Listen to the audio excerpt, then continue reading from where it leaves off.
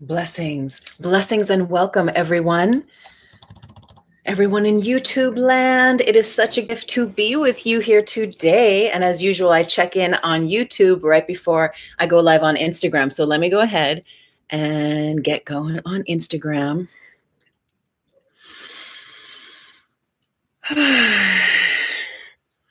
Blessings and welcome, everyone. I am Tuesday Mae Thomas, and this is my weekly live stream, 4D Trinity. And it is here at 4D Trinity that we discuss and we embark on navigating all of the schematics, the metaphysics, the spirituality that has to do with us understanding the dynamics of our multidimensional nature, learning how to discover those parts of ourselves that exist in the invisible realms, tap those parts of ourselves, empower and heal them so that we can know a greater sense of unity, a greater sense of oneness. And it is in our oneness that we remember our truth, that time does not exist, that aging is a story, and that love is the true fabric beyond all the stories we would be told about the Matrix. And what is that fourth dimensional consciousness? It is in the heart center. It is that Christ consciousness that is fourth dimensional realization. And it is through, I teach and I preach, the healing of our lives that we gain access and entryway into that graceful passage that is living in the nowosphere. Like the atmosphere, it is a very different frequency, isn't it? When we drop time, when we heal our lives, and we assume our nowness, the fullness of our nowness, the power of us being connected to that truth. Because what is in the now? Well, it's up to you.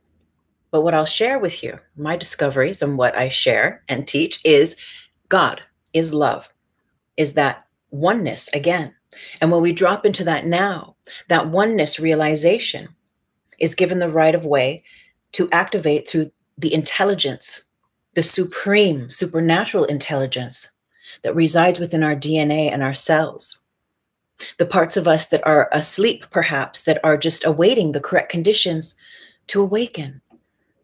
And so, 4D Trinity, it is the union of mind and body with spirit. The blueprint of your spirit is timeless. Today's topic is timeless aging. Your spirit knows no time, right? Time is an illusion. It is a concept that we've created here. It's a linear construct that is useful once we know how to navigate it appropriately, right? In a way that serves us. But ultimately, we learn to drop time. And when we drop time, we drop aging. We drop aging. I'm so grateful to be with you here today. It is such a powerful time, and I just have so many amazing notes to share with you. I want to say hello to everyone. Oh, blessings, family. Thank you for hopping on over here on Instagram. So many blessings. Now, we're going to have an opportunity later. So I've got a lot of notes, and I'm very excited. What I want to invite you to, though, is we're going to get into, in a little bit, the ailments that make us feel old in our bodies. And if you're familiar with Louise Hay, right, she has a spectacular book, You Can Heal Your Life. And there's a part in the book, there's a whole chapter that outlines ailments that we walk with, everything from cancer to an ingrown toenail. And she breaks down the metaphysics of these aspects. And she tells us, oh, you have this ailment energetically. The probability is because of how you're thinking, which is XYZ. And then here's the positive affirmation you can implement to recreate, to rewire yourself from the inside. And you know, if you follow, when we rewire on the inside, we're rewiring the biochemistry, right, through our nervous system. We are rewiring, also giving instruction to the fascia system that holds our body in a certain shape and a way. And ultimately, what we're doing is we are contributing to the communication system that extends from us as our thoughts, conscious, unconscious, on every level of our being, that generate the grid matrix of collective consciousness. So what we plug into, we know, is going to plug back into us and feed us multiplied. What you put out returns multiplied. So are we feeding the matrix with thoughts of, I'm old, I'll never get out of this, or even the thoughts that keep us aging are so subtle that you may not even realize it until you realize it, right? That what's keeping that ailment, what's making you feel old. And again, ultimately, we're working our way towards healing, releasing those belief systems that keep us bound to the loom of this matrix and thinking that we have to age at all. So I'm going to invite you through the show, and I'll scroll through, we'll pop in and out. So again, she has a chapter in the book, right, with the positive affirmation then. And I will tell you, I remember once, and this is a subset, pardon me, of her book, that then just is that one chapter. And you can get it on Amazon, Louise Hay, Heal Your Body. And I'll tell you, even just this morning, I was looking it up. Oh, and it's interesting because she has a thing about aging, which I was like, whoa, okay. I remember one time I woke up and I was getting something funky in my eye, and I was like, oh man, you know, like you never get pink eye. And then like the one time you have a date or something, a meeting or something, you're like, oh, what the heck's going on? You know? And I remember thinking, okay, what do I do? What do I do? And I have the Reiki, I have this and that. And, you know, you can go to the store and get whatever stuff. But I just asked within, and they said, go to the Louise Hay book. I went to the Louise Hay book. I looked it up, and whatever it was, and I said it in the mirror 3 times. And I have my own little concoction. It's just salt water in a little squeezy, you know, little thingy, tincture bottle. But I bless it and I Reiki it and I put the intention, you know, it's a standard little bottle that I have, salt water. That's all it is, natural salt water. And Spirit said, put 3 drops in the morning, 3 drops in the afternoon, 3 drops at night. So I did this, and I just did those affirmations 3 times, and the next day, completely perfect. So that just speaks to the potency, not only of what she has channeled, but also just of our own consciousness of being aware of what we're allowing in that's going to cause these shifts in the physical body, and how when we nip it in the bud, we can fully get in there with a new wiring, with a new system that will help to rewire us from the inside out. So what ailments are you walking with? I know this morning I was like, there's this old thing with the shoulder, there's this lower back, you know, so let's look it up if you're interested. But as I said, there's so much to share in today's show. So I'm so grateful for you to come and be with me. You know, I spent some time away during the holidays, and I'm not Irish by blood, but I lived there for 10 years and I grew up there, and I can do a pretty good Irish accent, and I can, you know, I don't drink a lot of alcohol these days, but back in the day, man, I learned how to drink my pints of Guinness. And I mean drink. And as such, I have my younger sister, she's full blood Irish. She was born there. We grew up, you know, together and stuff. And now she's of age. She's in her 30s now. And so she's got the Irish drink. And I know not everyone's into drinking. Anyway, I was back visiting her over the holidays, and there were pints and there were drinks and there were cocktails and there were, you know, and it was the holidays. And so maybe a few extra and whatnot. And all I know is I came back after a couple weeks of being Irish in that way.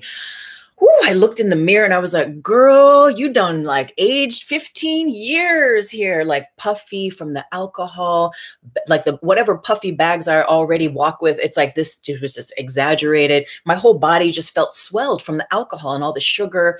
I was tired. My usual chi, my like master of chi energy was like everything was just like, I was dehydrated from all the alcohol. And I just was like, oh, and I felt old. I felt old. And even from the sustaining of drinking alcohol in that way, for me personally, what happened, and because I don't drink like that anymore, and because I'm very active physically, right, is that when I was trying to get back into my little exercises and my qigong and all my little things, my workouts, I was like, oh, I felt rickety in my joints, like the space between my joints were aching and hurting. I felt freaking old.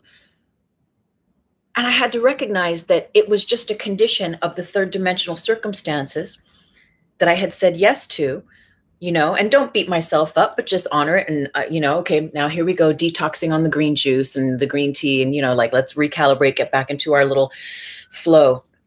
So what things do you recognize in your life that make you feel old? How old do you feel? How old are you? And how old do you feel? Right? That's a big one too, because you could say, oh, you know, you could say you're so many years old. I mean, I know 20-year-olds that are old, that have that mindset that are just already old. But I also know elders who never say that they are old. They never use the word I'm old. They never use that term. So in metaphysics, so understanding, so today's topic, right, looking at the metaphysics of timeless aging. Metaphysics is it is the, what did I write here? It is the first principle, right? It is the first principle of all things coming into being and manifesting in the third dimension. It is what is happening in the invisible realms. And Spirit gave me this this way to talk about it the other day, which I love, is that when we work on navigating our path from that metaphysical plane, and today's topic, right, working on timeless aging, understanding what this means, we're working within the invisible realms. We're working with the world that creates this world. There is an invisible world, right, in metaphysics, and that, as you know, if you follow, it's all the grid. It's all the grid. It's all the stories. It's all the information, the storehouse of information and memories that we walk with. And as we begin to understand that there is a certain dynamic of the chains that bind, of those beliefs that we walk with that actually make us feel old, that make us feel this sense of gravity, of hunching, of rounding. I mean, think about it, right? You look around, and perhaps you know people. I know someone who's really rapidly improved their posture, like in this new year. And for many, in my perception, we all have different perceptions, right? And they're all layered. But in my perception, I always felt like, wow, she's so young, and she just walks like there's like a 50 or 70 pound backpack on her back. It's like there's already the hunching and the rounding, and not to judge, because we all got whatever, right? We're all beautiful. It's all good. but we recognize things in people, right? And it doesn't have to be a judgment. You're just like observing. You're just like, oh, wow, she's so young, and she's walking like she's 90 years old, basically, is what I was like, wow. And so it's those little things, right? We look around at ourselves or at others in our circles or people we know, and it's like, oh, wow, they're really agreeing. There's some decision. There's some invisible realm, because this person has there's no health issues. There's no like arthritis. There's nothing that's supposed to be making the posture and the walking and all this stuff in that certain way, like the gait of it all, right? Yet, so what we're doing is we're looking at the invisible. We're looking at the metaphysics of like what is happening in the invisible realm. What has this person, or what do we agree to in the invisible realms, consciously, unconsciously, that serve or do not serve, this third dimensional aging or timeless aging, which means, sure, you're going to have in this third dimension, in this body, birthdays. You're going to have years that pass. And I'm 48 and a half. In May, I'll be 49. No one ever knows my age. Like I say it all the time too, because I don't care. But no one ever thinks I'm whatever this age that I am. Awesome. Cool. I mean, it means that, a lot of younger dudes hit on me and they're cute.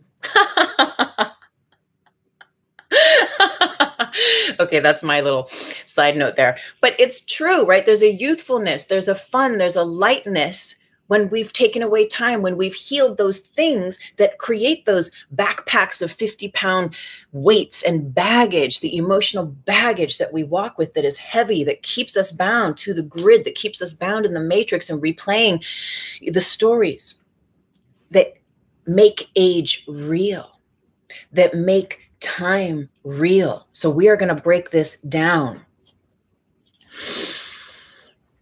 Okay. We can live to be much older. What about these stories as well? I love this, so even just like Asian women, right? I'm drinking green tea now. In that community, they just pump in the green tea. And what is green tea about? It's antioxidants. And what is a great part of our aging also is the amount of toxins, right, that we have in our body. And when we put into our body in the third dimension, these, whether it's oils or tinctures or herbs or teas and all these things that just help to eradicate the toxins, it's the same thing as us rewiring, recognizing a thought or habit, a pattern, and placing the positive one, the one that's going to recreate and regenerate a sense of nowness, an I amness in the momentness, versus the perpetuation of unconscious or even conscious things that we say that create the dynamic, that set up the constructs in the invisible realm that make us feel old, that will actually help us feel older and older as we go. And so it's nipping those in the bud as they come up, and maybe they'll come up for you today. And I'm going to read into the comments here. I know there's something there. So yes, the green tea. So in that way, right? Detox. So we hear this, you tox and then you retox. Every time you hear yourself think or speak that thing that's gonna keep you bound to time, to age, to old, to that your life has any sort of a limitation, that there's actually a beginning and an ending, well, then you're buying into the matrix, and that's all good. Yet you can rewire that. And that's what this show is all about. You can rewire that. You can think again. You can choose again. You can, instead of having, I had my morning coffee, and I don't care. Some days, that's mostly all I have. Some days there's a second, but my body naturally is saying, now drink green tea. And so when I follow the intuition and the natural guidance system of the body, it's actually telling us, when we all do this, it's actually telling us secrets and gifts, and they're not really secrets, but for longevity. It's about longevity. It's about your chi. It's about your vital life force energy. So let me go back, because there's so much today. As I was making notes this morning, I've been up since 6:30, like they were just giving me, and I was like, okay, I need to stop, because this is like going to be a 3-hour show. It's not going to be a 3-hour show. I don't know, but no, it won't. I'll do my best to make it not be that. So, right. And they drink the green tea. Let's have a sip. And right, they eat the tofu, and not the GMO tofu, but like the old school traditional.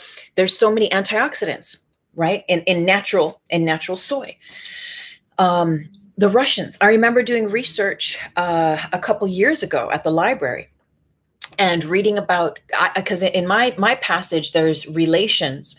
Some of my earliest memories of being incarnated here in this on this planet is of Mongolia, of Siberia, of being a throat singer, Mongolian, really, and riding the horses and having a horse herd, being a shepherd and having long hair, being a man, and being in that realm, being shaman and, working with the elements and stuff like that. It's like one of my earliest memories. And I remember I was like looking into that, researching, like looking around that, and I stumbled across this information that was speaking to that there's actually in the mountains, they start to do all of these, blessings and hello, everyone. I'm so grateful you're here. Thank you for the love.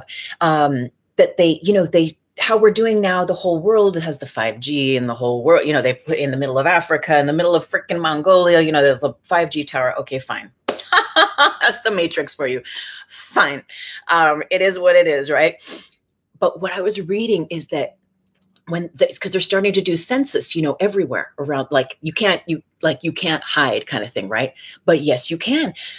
The villagers would know that the census people were coming, and they would take their oldest elders, 115 plus, by the way, and hide them, because they were like, well, you don't need to know nothing about our ancient secrets, and they wanted to keep the secret a secret in terms of the longevity and whatever stories that those ancestors held. There was this idea of keeping the actual elders sacred and removing them from this third dimensional checking off of boxes and what age. And they don't need hospitals up there. They don't need whatever you're going to give them. They don't need, because they're 115 years old and they've figured some shit out. Okay. That's my interpretation of that whole thing. But bottom line is, what then that chapter was saying is that their secret was good bacteria, good intestinal flora. And we know, right, if we do our research, that the intestinal flora is everything that you're actually, I think Bruce Lipton says, like, I don't know, there's billions and billions, trillions and trillions, and that we are actually mostly made up of bacteria, of flora. And that these elders, the families, the villages in Mongolia and Siberia, that they would, they have goats. They like my grandmother says, she grew up, she was born in Long Beach, but she grew up in Mexico and she had her travels and stuff. But she says when she was little living in Mexico growing up, she's like, there was no such thing as organic. She's like, everything already was organic. She's like, you didn't have to be like, oh, this is organic, that's not organic. And I love that. And so you can imagine that these villagers, right, they had their little goats and they're making their homemade yogurts. And that was what they said that the secret was to their longevity. You go back even deeper, and perhaps you've read, and I see you here, Kush Dog. And I remember recently I put in my stories, I said, if you had one wish, what would it be? And you had put 600 years, right, to be here. What I interpreted as your offerings to be like, to be here for 600 years, 600-year-old. And apparently, though, we can do that. We can do that. We have done that. If you go back into stories about this place, pardon me, and I cannot point you in any direction, but I just know of myself that I've come across them just over my lifetime. These stories about humans living to be, hundreds of years old. You go into Asia, okay, and right, I'm a martial artist. I appreciate deeply the arts in that way. You research, it's same thing. In Asia, I think there was like a 200-year-old man. You can look it up.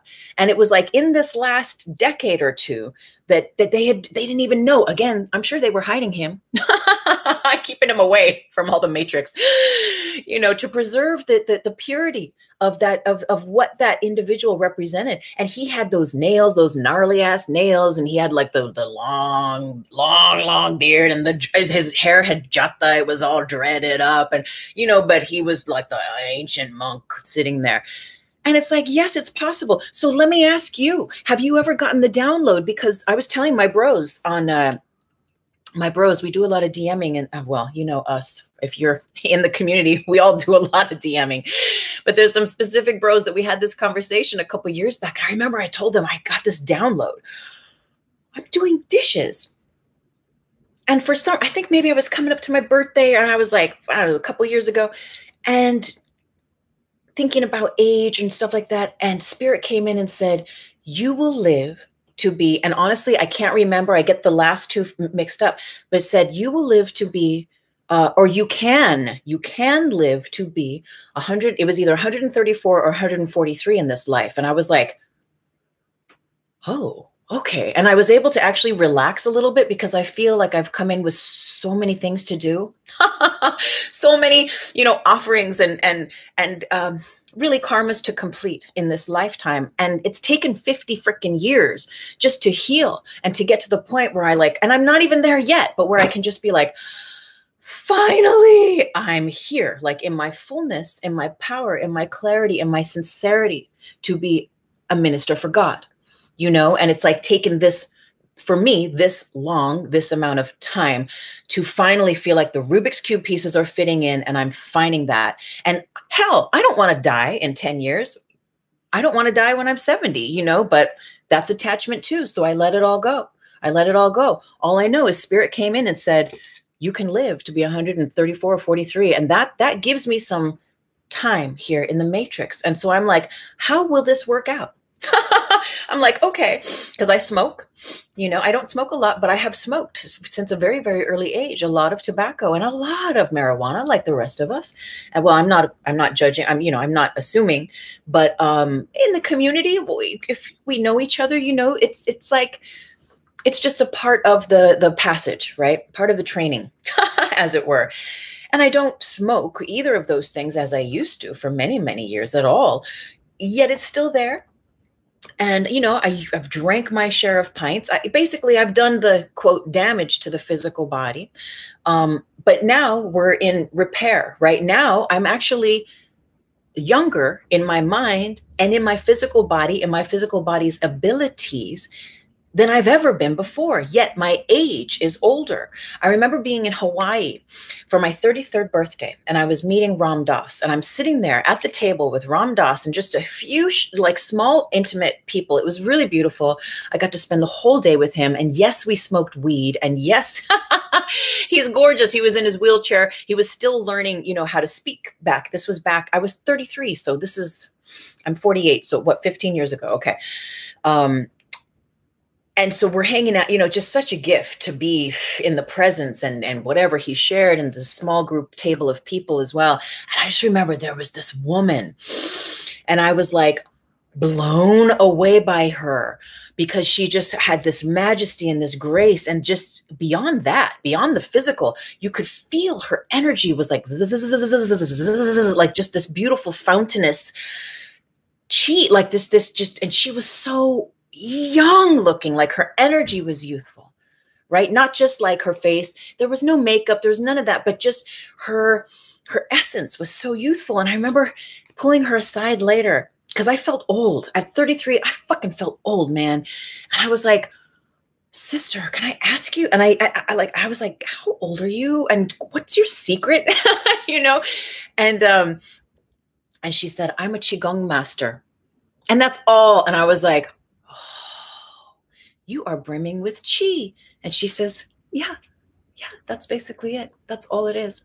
She's like, and I wear a little moisturizer. She was kind of joking. And I was like, and how old are you? And I can't remember. It was like 41 or 42. But when you're in your 20s and 30s, you think like 40s and 50s is old. And then once you're there, you're like, yeah, no, not at all.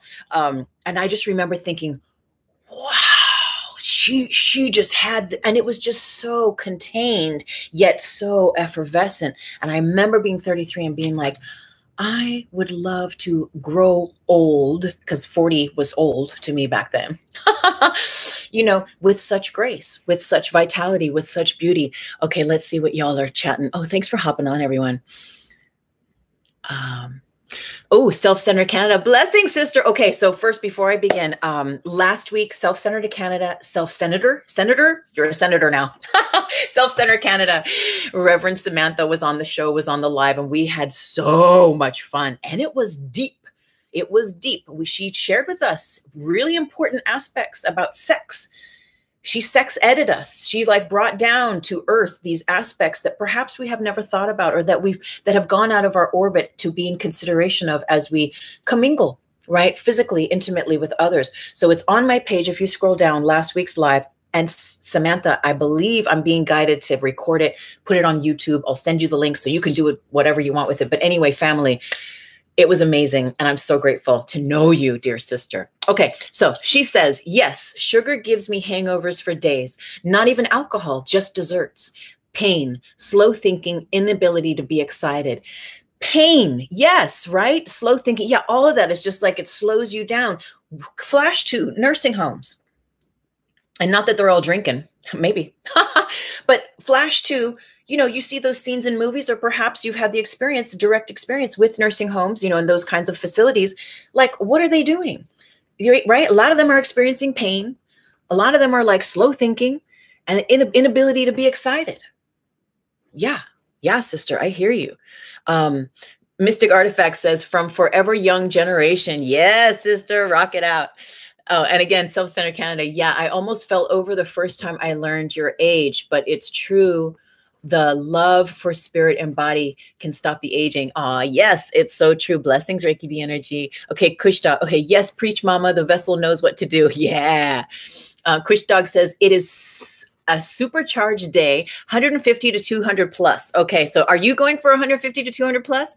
The next level rebirth starts at 120. Oh, so if I'm going to hang around, then I'll get to the next level, according to this model. 64 trillion other cells, 7 trillion human cells. Yeah. Oh, talking about the bacteria, right? The good gut. Yes, 600 plus years. You want that. Self-Centered Canada says, yes, we have. There were times humans lived for hundreds of years, right? Right. We've heard these stories. Like, we know it's like in our DNA. Kush Dog says, it is the symbiotic relationship with microbes, fungus, and bacteria. Okay, preach, brother. Like, tell us, do a live on that or something, because all I know as well is that as I continue healing my body, again, it naturally, like my ability to hear the body's signals and wisdom, the volume turns up, and also it naturally wants things that are better for it. Like, let's not smoke so much. Let's not drink so much? Am I craving for all those things? Goo, goo, goo, goo, goo. And that's just me personally. We're all different, right? But also, all I know is I'm more and more, like almost every week, there's like fermented foods, cabbage and beets and just all sorts of veggies and all that stuff. And all that's the good flora.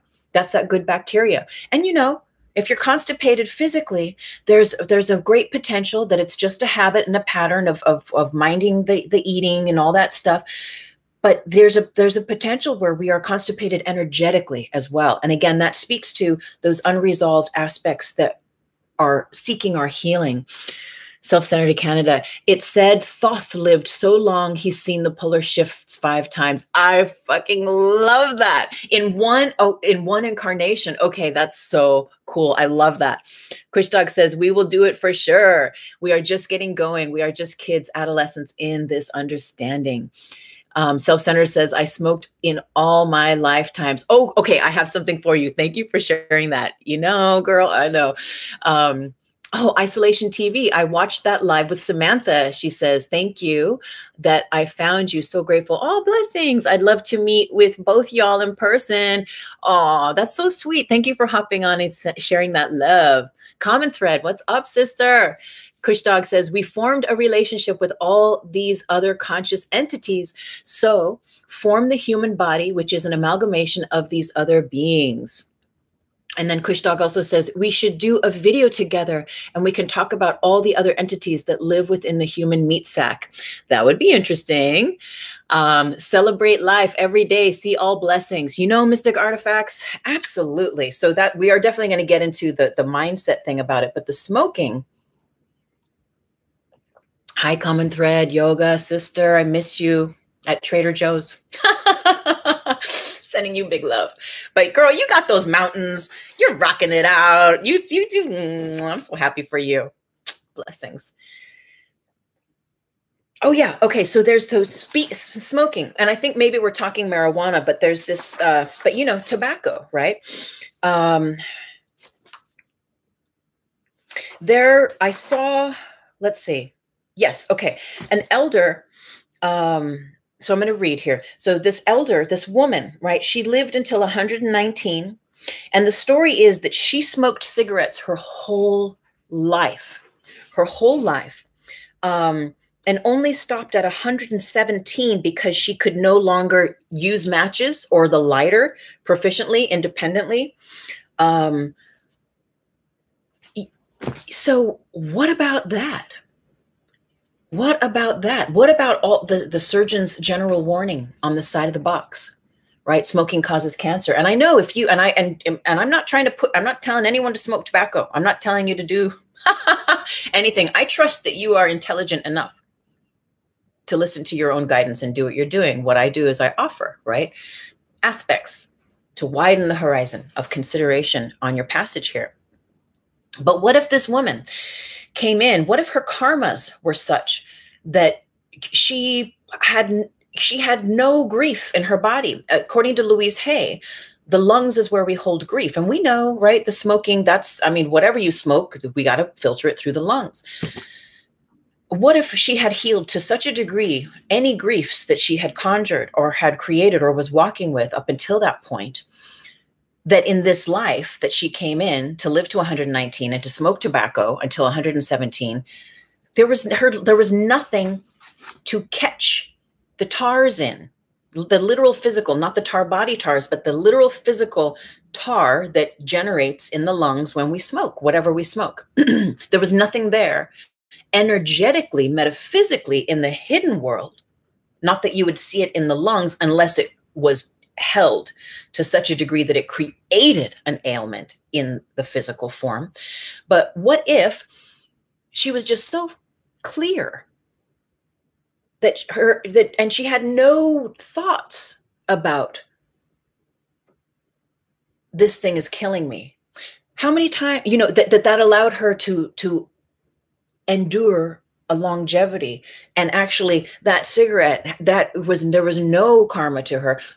Although perhaps, what if in the third dimension, she actually didn't smoke any tobacco in that life? I wonder then, would that have perpetuated a longer journey in her passage in the body. It's so interesting, right? And there's so many different layers.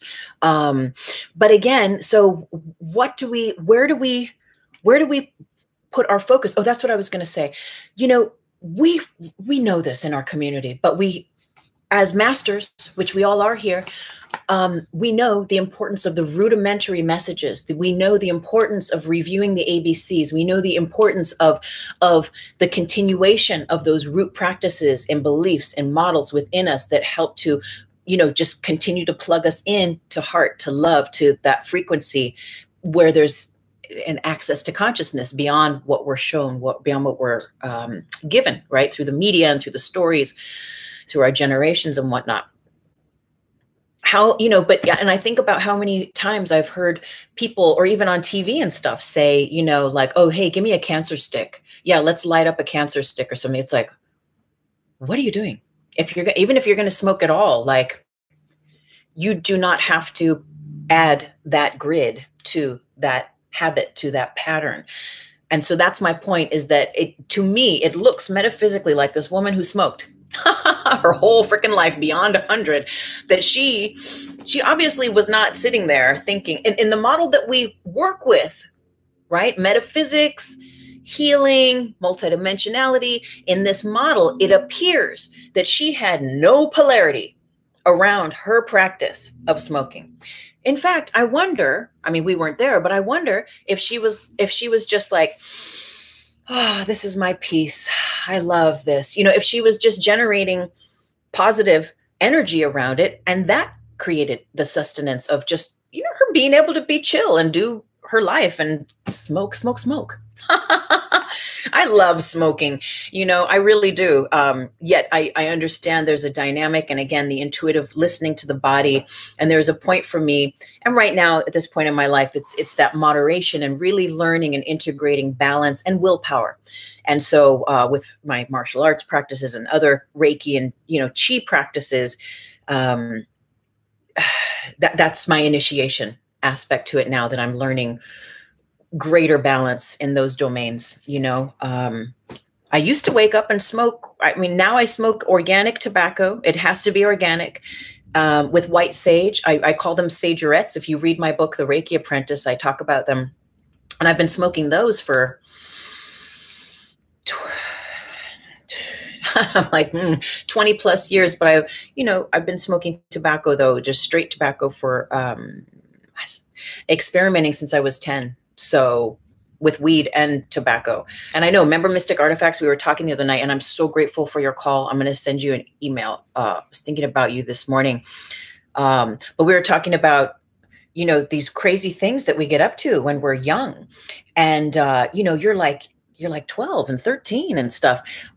Yet when you're writing a screenplay or you're creating a story that maybe shared, that will be shared, you know, through creation, that it's like that it's so much for the populace to think of this story, even though the real terms were like, think about the weird shit. And maybe you didn't have that upbringing, but honey child, I grew up in the cray cray. And if you grew up in the cray cray too, then, oh yeah, there was sex and drugs and rock and roll.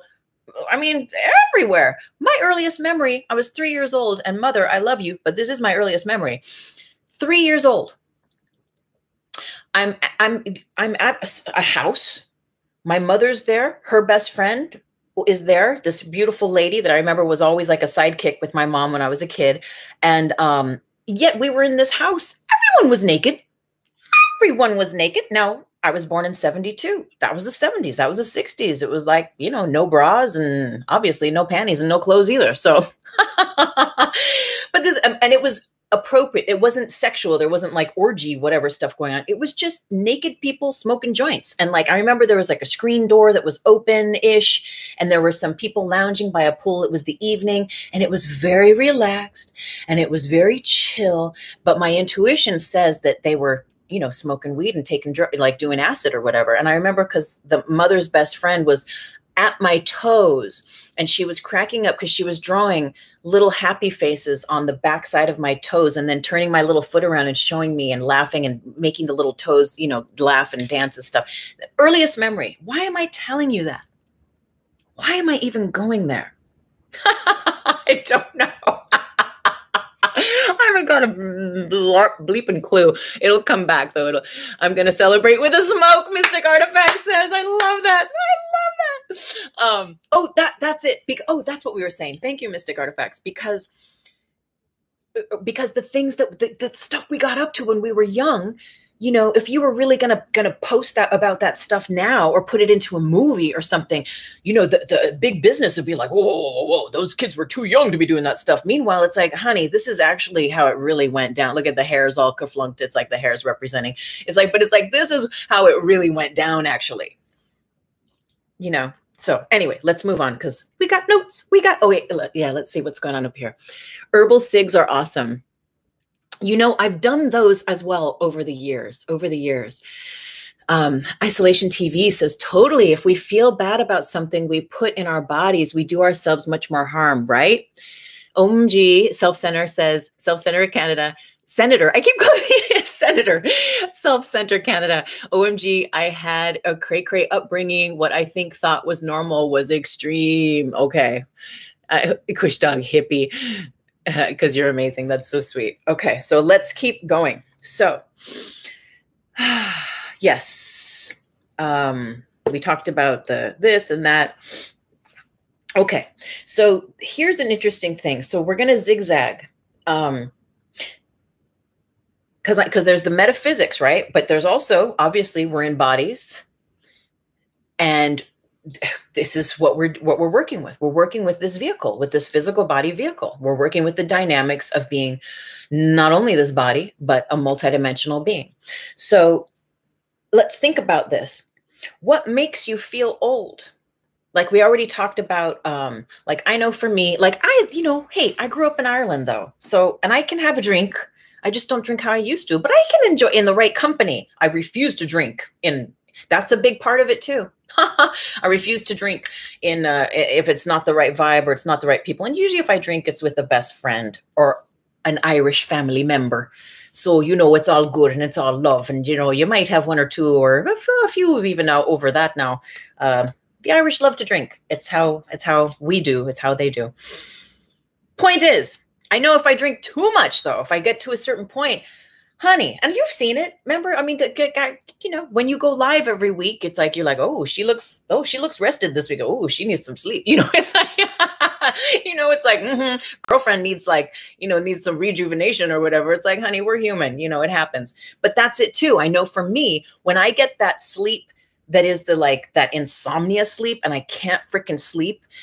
One night is like, okay, it's a drag. And depending on if there's emotional stuff going on, like I know 2 nights ago, I was crying all night. A big emotional thing in my family came up, and I've been studying Bruce Lee's life, and there's a 50-hour phenomena thing that I've been interested and doing, and that's just part 1. And it finally got to the end where he died, and I love and honor Sifu. Like it's a deep connection for me, and I was bawling and bawling because, and I'm laughing lightly now, but I'm like, oh, like at his passing and just feeling the story after all those hours of investing in like his story. And then it comes to the end and I'm like, oh, and his passing and how beautiful. And that I was just in Seattle. I was just in Washington over the holidays with sister.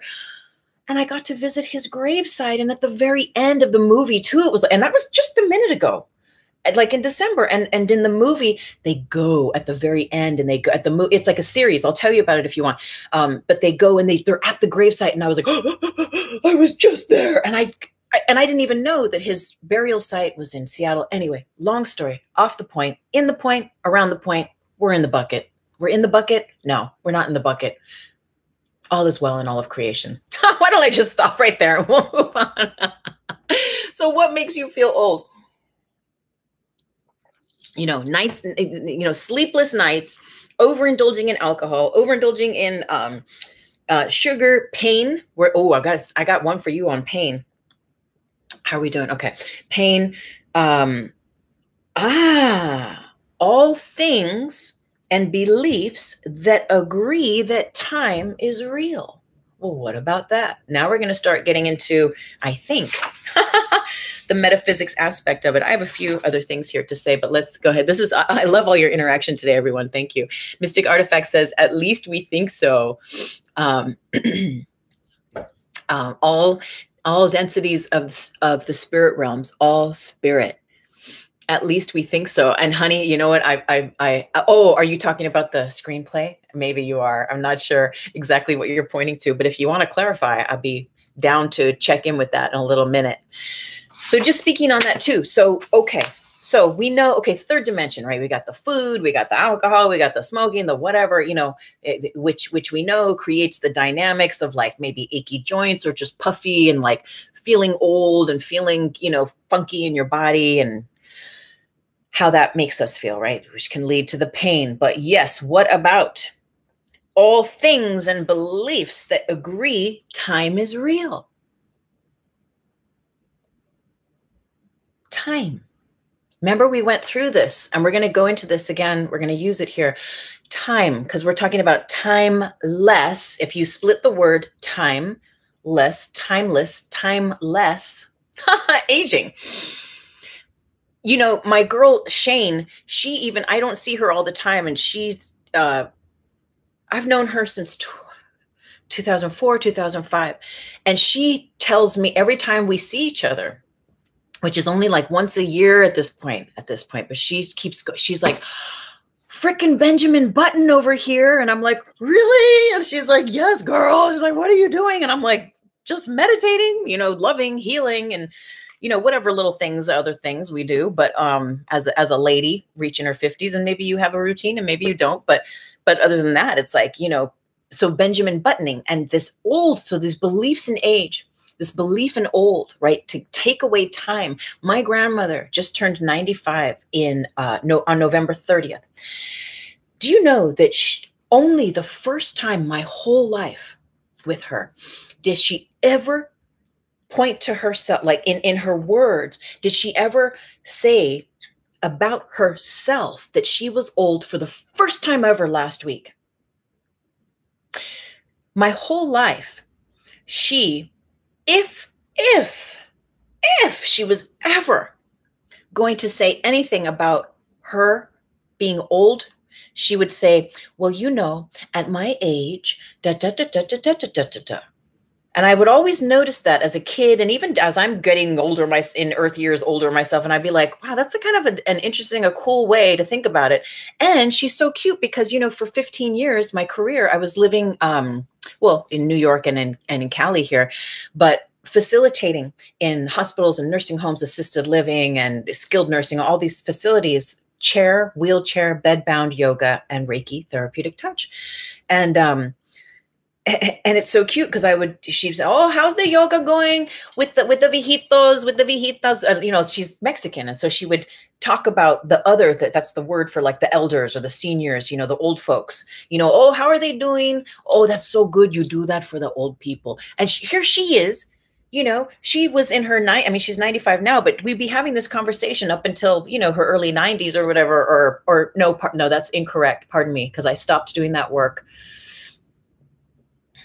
Time, I don't know, 5 or 6 years ago, which, you know, maybe that does sync up. Anyway, she would refer to that in that way where she would not include herself as being old like them, the people who need the chair yoga. She's 90 freaking whatever years old. And she's like, oh, those little ones, they need it. That's so good. You do that for the old people. But she was never old. She's 95. Now, granted, there's a certain decline that is beginning to occur. Yet for her whole life, can you imagine for your whole life? Think about your grandparents. Are they still alive? Did they live long? Did they die peacefully? Did they have a lot of, you know, health ailments? But I truly, in being her granddaughter and seeing her over the span of my life, now looking at it, I truly feel like her own affirmation of not having an affirmation about aging, of not having an affirmation about being old, it has actually fully served her in being able to be this age and to be so clear and so sharp and so physically able to walk to not have to wear a diaper. I mean, really, if you've lived or you've worked or you've tended to your grandparents or to a loved one who has been sick, or if you've worked in those facilities or in those, it's a real deal, right? Diapers for elders, and bed sores and, whatever all that stuff is. And she's none of that, no, fully functioning, absolutely capable. And even to this day. And anyway, so that's just to share that with you. And I think there was something else. My oldest yoga student at this one facility, 104, Marie. Raylene Lopez, my dear manager, she follows here on Instagram. And sometimes I'm like, oh, some of the stuff I post, I'm like, oh, Raylene, girl, sorry. Because we have that like history together of working with the old people and in these nursing homes. And it's very, you're buttoned up and you're tucked in and you're not like showing your tattoos and all that. And you're just, but Raylene, I'm so grateful for you. And, but yeah, Marie, and she'd hop and she'd be wearing a dress and she'd be like showing some leg and she'd be woo, kicking her legs up like a rocket and doing the exercises with exuberance and like passion and she's 104. And then here's an elder who's in their 70s in a wheelchair that is depleted, that can do the exercises to the degree that they can do them, that's what it's about. Everyone's welcome. Chair, wheelchair, bedbound yoga. We go through the motions, you breathe, you do what is right for you, where you can go on that day, like any yoga class. But when you think about it and you look around and you think, okay, so what belief systems, what is the metaphysics? And now granted, sure, perhaps there's karmas, as we were mentioning before, right? Maybe you've got a really good clear slate this time around. So you got that extra chi. You don't, there's aren't all those, energy blockages of cock blocking the truth of your eternality. I was going to say of your eternality. I don't even know if that's a word, but the truth that this is just a story that we get old here, and you think about Marie and then you think about these other elders who are sitting around who are much younger than her in earth years, yet who are much older than her in the physical form. And so you think about what grids, right, everyone's plugged into. You think about how much that also that part of our generation of generation, how would you even say that? I'll just keep letting spirit talk. I won't think about it. What we think about that generation being very much plugged into the idea of genetics are real. And we have a new belief system around that now, right? With the work Bruce Lipton does, epigenetics, really profound. But are you hearing about this stuff, in the mainstream? That's a whole other show though, right?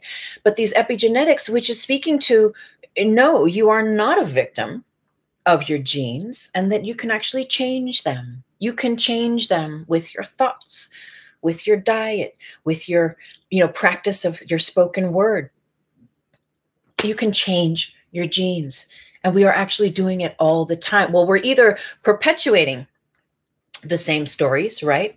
Informing our DNA, Deepak Chopra, Bruce Lipton, again, all the greats, right? That have that medical / spirit science, I was going to say scienceuality, spirituality and science and consciousness grid, where they're working on all those domains and sharing in that way.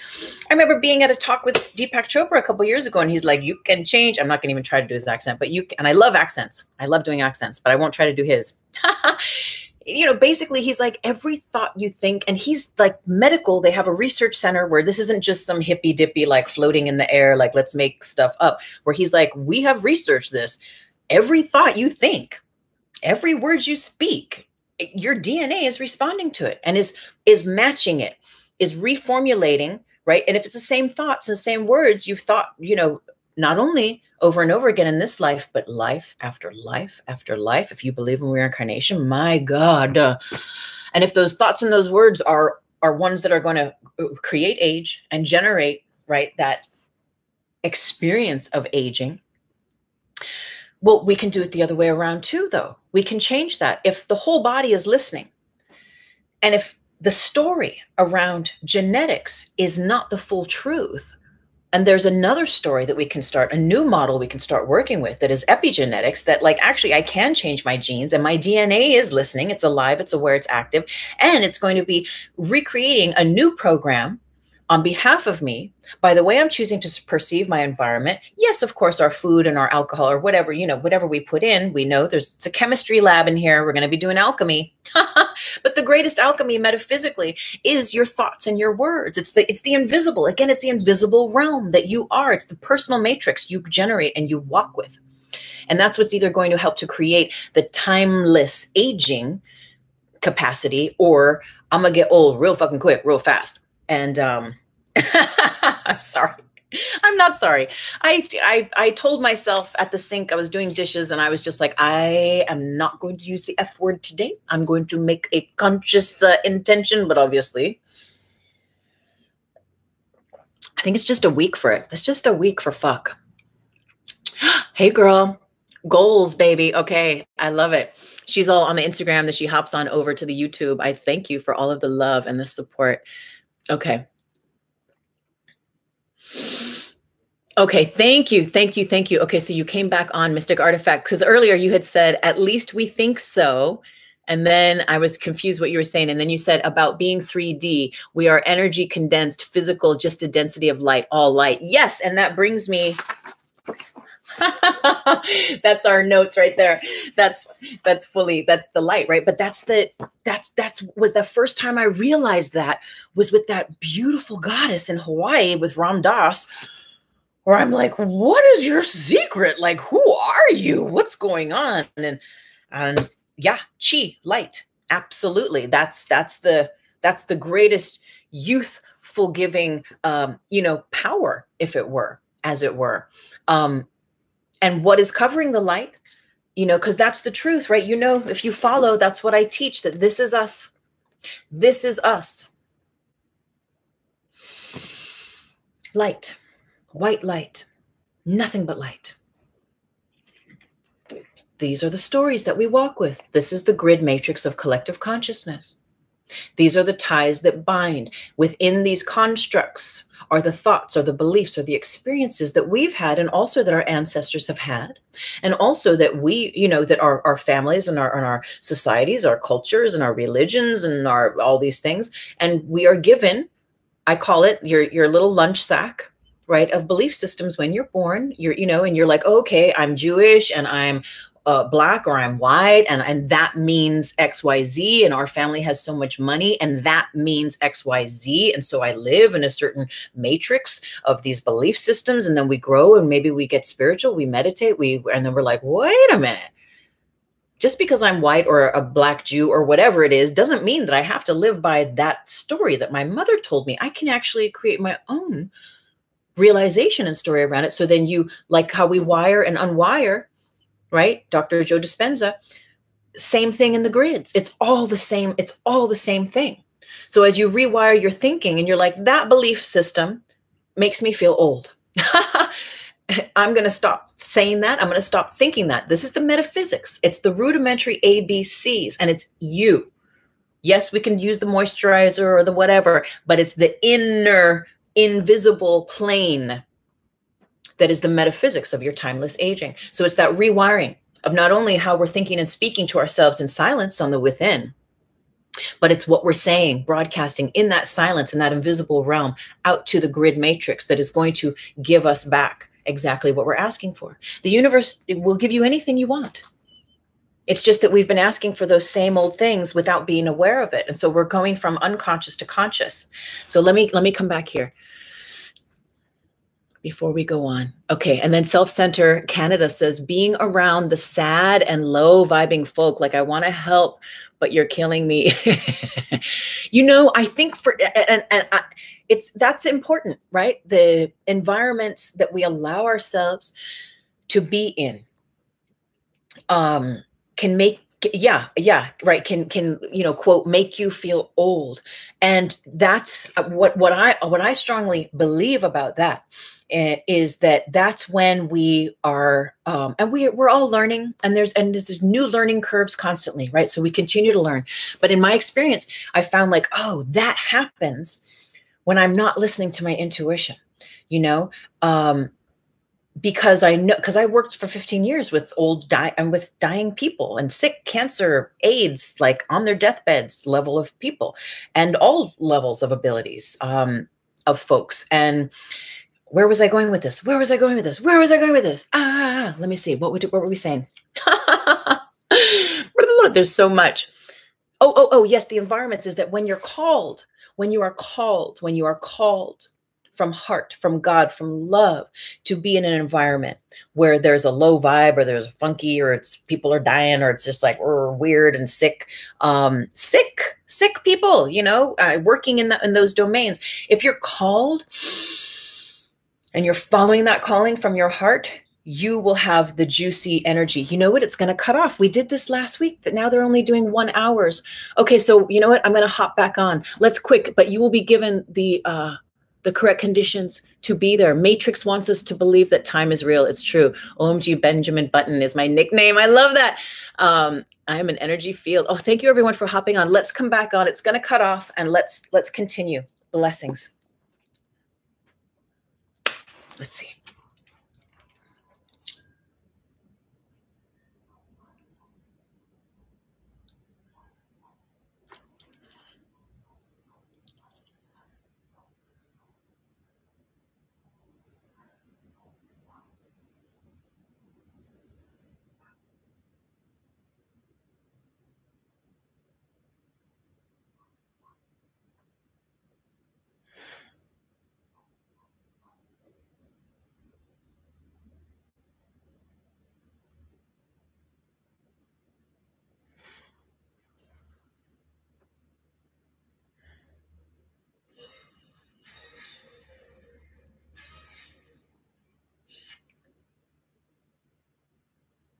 Oh my God, I always forget that I do this on YouTube. That's so funny. This happened last week.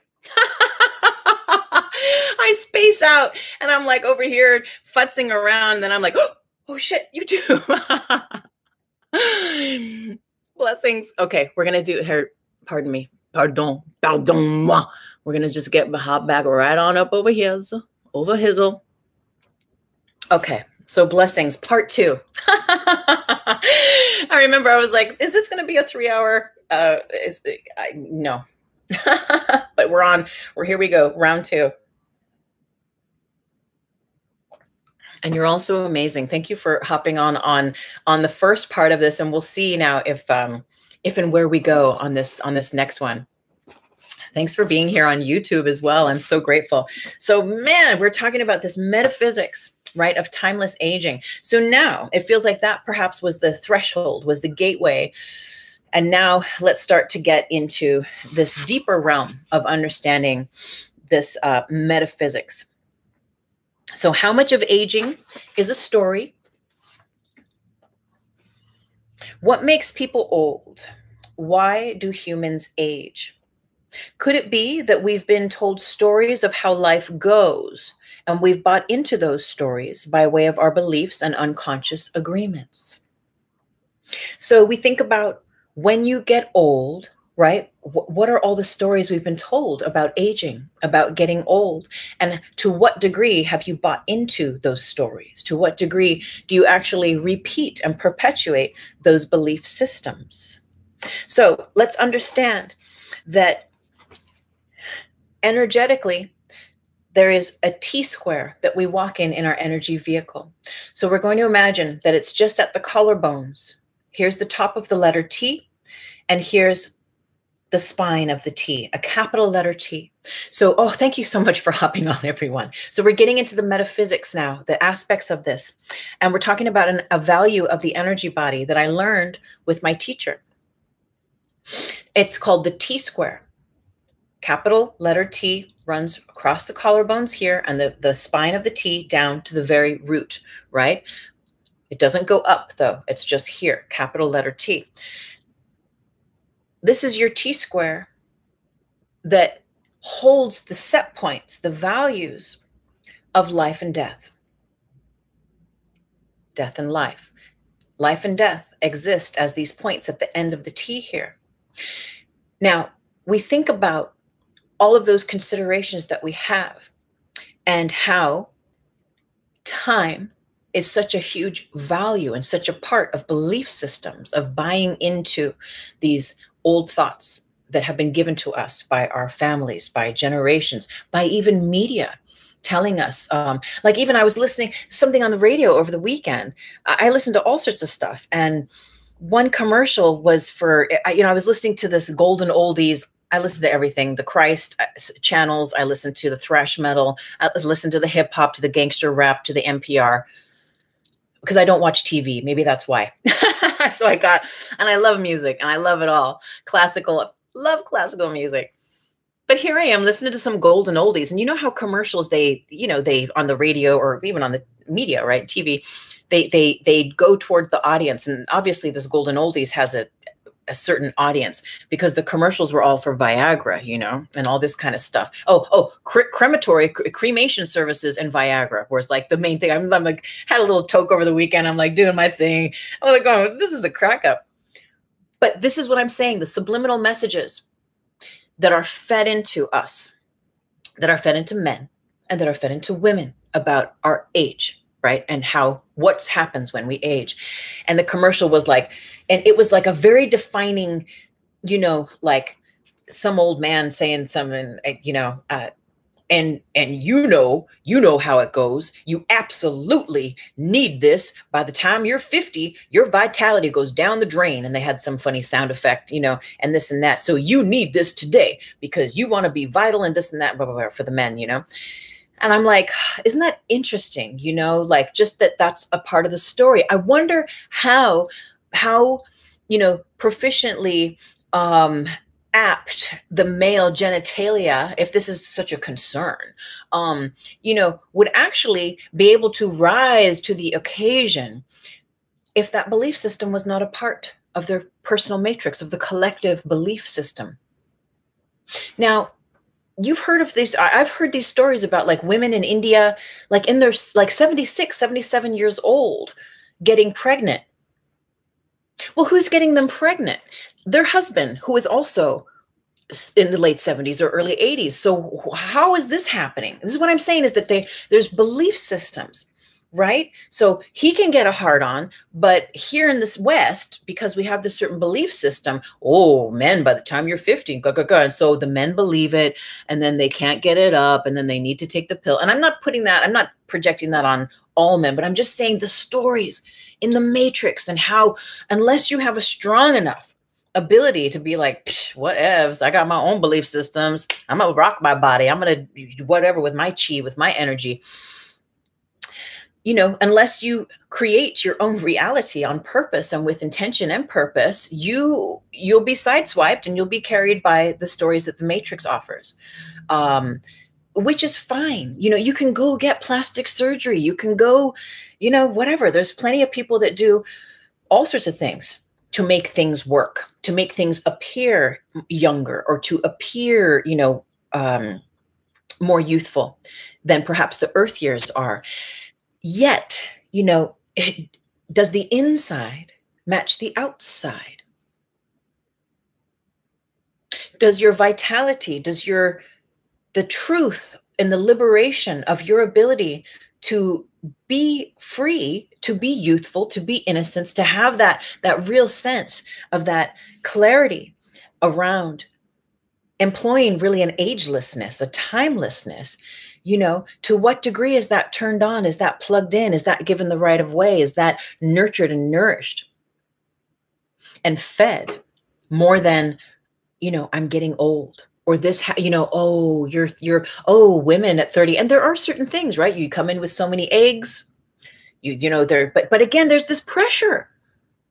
How can she get pregnant at 76 in India? Meanwhile, we have all these Western women that are now, earning the money, and the man, there's these different dynamics than in the 50s and 60s. Women are like hustling, they're doing their thing too, yet they're expected to, have children and, bring them up and, have this career and they're also told, oh, and by the way, you have to do it all before a certain time because your eggs are going to run out.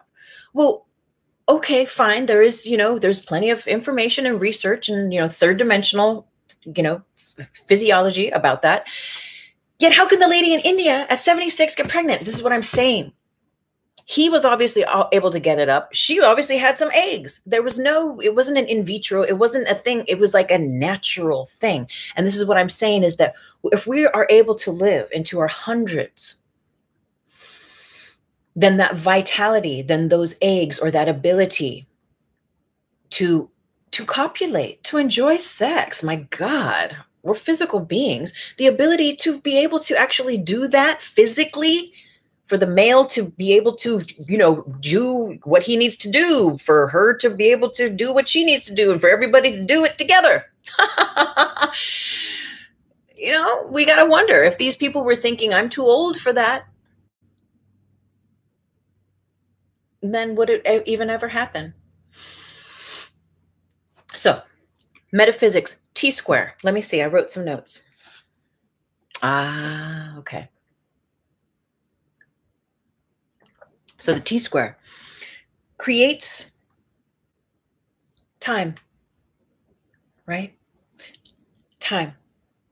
Time is the Lord of aging. They just gave me that right before the show. I was like, oh, I like that. This is really good. The Lord of aging, time. Remember several shows back, and I can't remember which one it was, but it wasn't. It was since the 2021, and I have to find it now. We were breaking down time, the word time, and looking at it, right? If we look at the capital letter T, or even the little one, I-M-E. What's in time? I. What's in time? Me. It's all, time is all the stories of you since you've been here on this planet. It's all the stories that you've agreed to from your ancestors, from your parents, from your society, your cultures, your religion, your traditions, et cetera, et cetera, et cetera.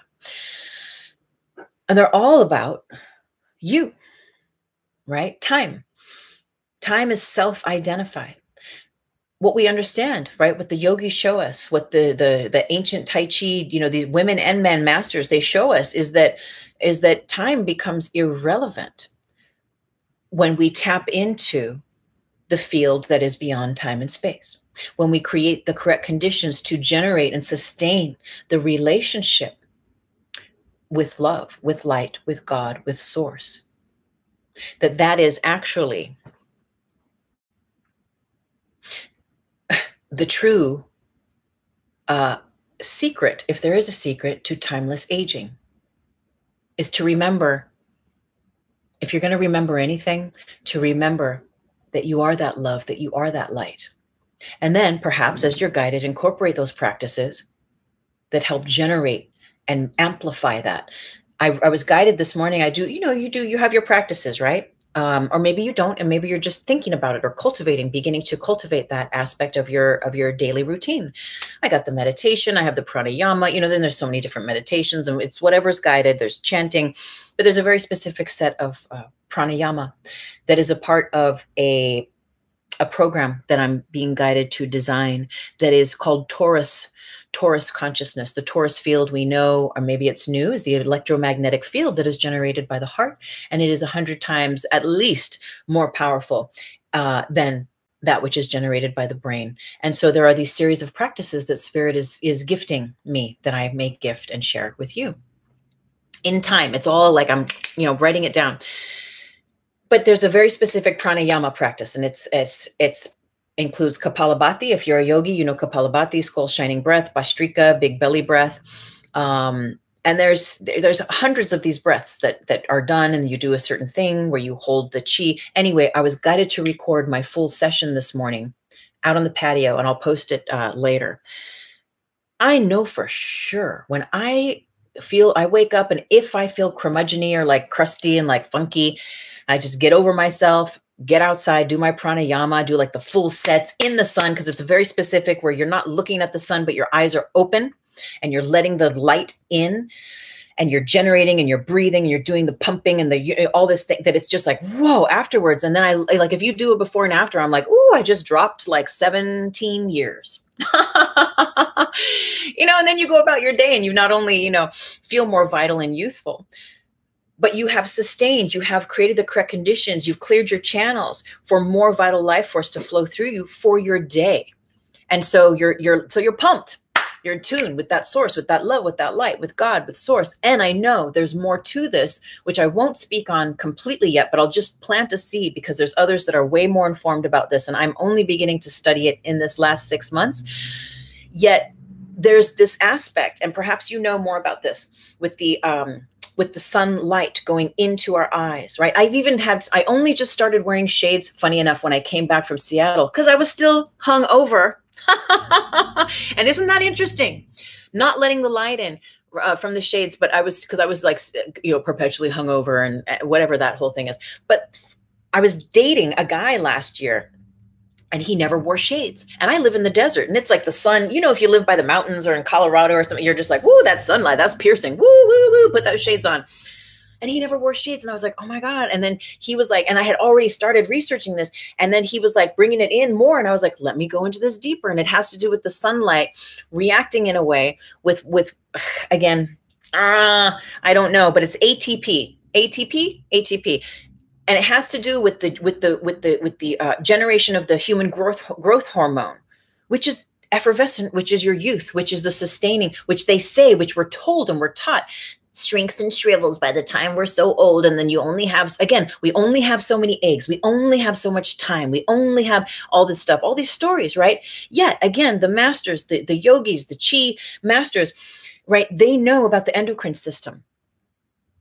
They know about the hormones and the continual regulating, the mindfulness of working within the field of how those hormones operate to generate and sustain the hormones, the neurotransmitters in us that, according to Western rule and medical blah blah, they all, your pineal gland just shrivels up and dies. It just totally hardens. But like, this is the norm, right? In the Western, it's no, honey, no.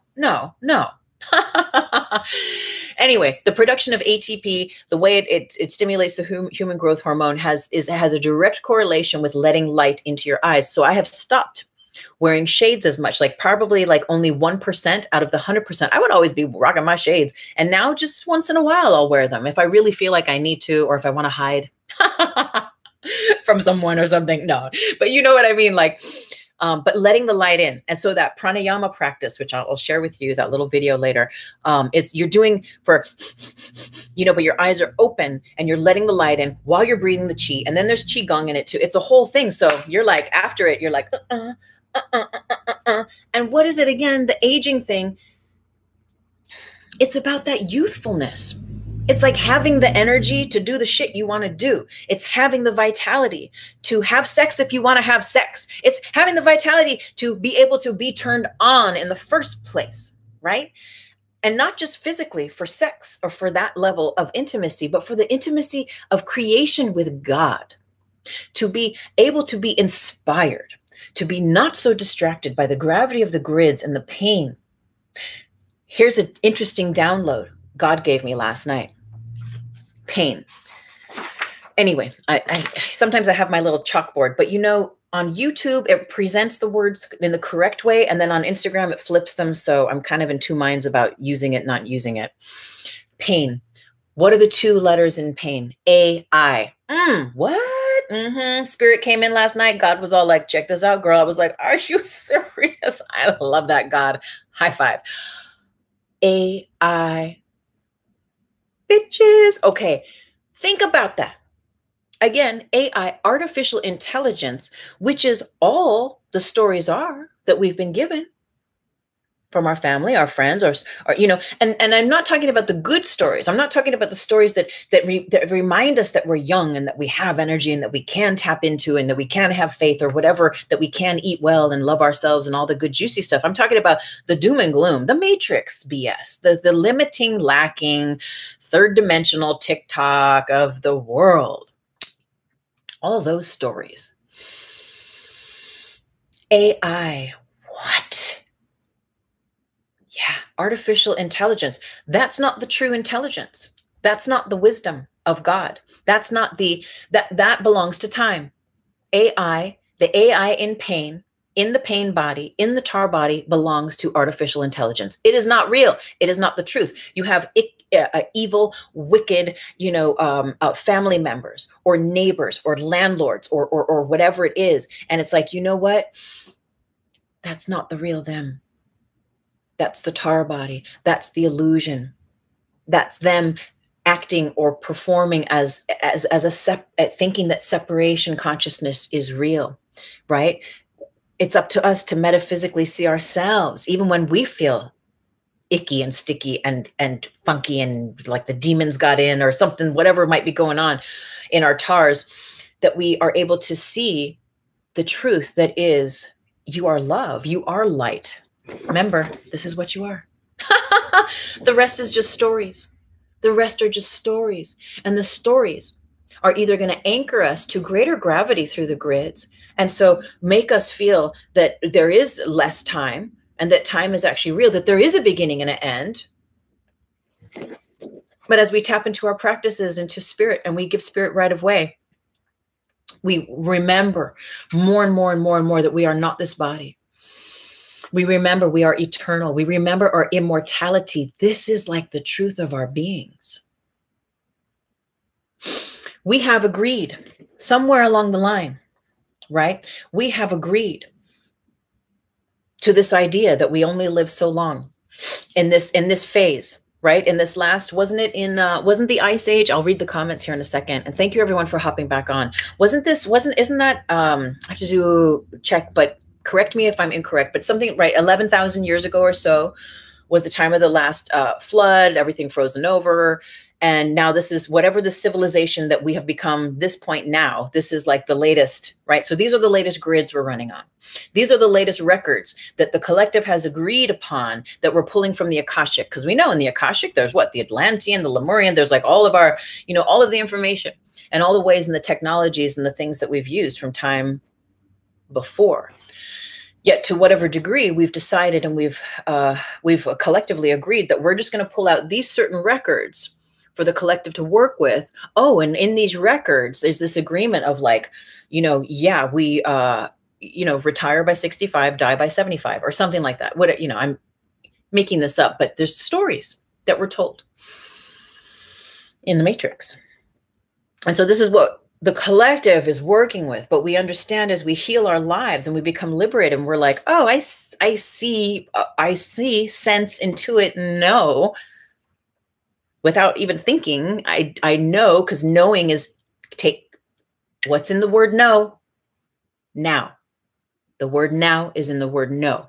Knowing is different from believing. That's why I say, just say no to hope. Hope is okay. It's a stepping stone. But once you realize faith, and you practice faith and you exercise that muscle, now I'm going off in a different, we'll come back to timeless aging. Oh, we're going all over the place. But once you recognize that faith as a muscle, you develop your mystic gift of trust that is all about being carried by the now. It's not about controlling and trying to, force things at all in this world, but it's about living in the world and not being of it. Yet we are of the world to the degree that we have unhealed grievances that we walk with. And those unhealed grievances are what cause time to be real in our experience. And they also co-create where there's real heavy stuff that needs healing. There's real heavy stuff that is calling for you to like go in there and heal that grandfather molested you, or heal that you stole money from your boss and you know better now. You didn't know better then, but you know better now. And you're like, oh shit, I have to like repent, or I have, like there's things that store within us that we get to clear as we awaken and as we become one with light, one with love, one with God. And it's in the clearing and the cleansing and the being in that honesty with ourselves and with the world about those experiences, that there's like, the release and the relief. And now we're free. And now our gait and our walk is much lighter. And now your hips might even sway. And now you can laugh. And now you can actually look strangers in the eye with greater ease. And, you're in a whole different timeline. You're in a whole different world. You're in a whole different experience. Time. Let's look at the comments here. Blessings. Thank you everyone for hopping back on. Sunlight and breath, yes. Isolation TV says, I try to do sun gazing every morning. Stopped wearing shades since I found out the power that there is in the sun. Yes, sister, I know. And I'm so excited because the sun, with my studies and my research with the grid and the work that I do with that, the sun, I did a whole show. There's nothing new under the sun. And then I did a subset show that pointed to that, and with stuff in the Bible. And there's a whole metaphysics about the sun, which we won't go there, but yes, sister. I hear you. I see you. Camilla Lopez. Oh, dear sister. It's so good to see you. I don't know if you're still hopped on right now, but I love you. Good times, good memories, lots of love, lots of heart, lots of music, lots of singing, lots of pints, lots of cigarettes. Sun help. Okay. Isolation TV says sun gazing helps reactivates your pineal gland and opens your third eye. Preach, sister, preach. Solar gazing, going photovoltaic. And let me just speak on that for one second. And I don't know what that means, but intuitively I do. But I don't think I've ever seen that word before. I remember the first time I did ayahuasca, and of course, the shaman, right? She's a Russian shaman, and her name is Janet. I mean, just, how the schematics, the fun of it all, how it all it's just so matrix, right? It's so cute. But she was amazing. We've like a couple days apart, same birthday, same exact age. And she says, and some women, when they know your age and you know their age, but you're both like, oh, you got it going on too, huh? I feel we're near 50 here, but yeah, you got the chi, you got the love, you got your little moisturizer or whatever, your thing is. And I remember everyone was asleep. And she was starting to prepare for the next day, right? The next morning with the fruits and the fresh juice and all that stuff. And she asked me if I would help her in the kitchen. And I was like, of course, because everyone was asleep and I'm still like, in my, in my zone. And I was like, of course. So we go in the kitchen and we're eating. And she says, and she's totally raw too. And I'm not, but she says, do you know why we're so young? Because then she was asking, what year you were born? And you remind me of my friend in Hawaii and blah, blah, blah. And so we're chatting and she's, oh, we have the same birthday almost. Oh, you're also this age. Oh, okay. And she's chopping and we're setting up the little platters. And she says, the secret, I believe, is eating, I'm only raw food, and is eating more and more greens all the time. She says, because then you have inside of you the plant. You have the chlorophyll, you have the green inside of you, and more green inside of you. When the sun is coming and hitting you and you're bringing the sunshine, the light in, she says, you're like a plant on the inside and you have the internal photosynthesis and it's keeping us young, you see. And she told me this and I was like, I was already into my green juice and, I've been a vegetarian since I was 13.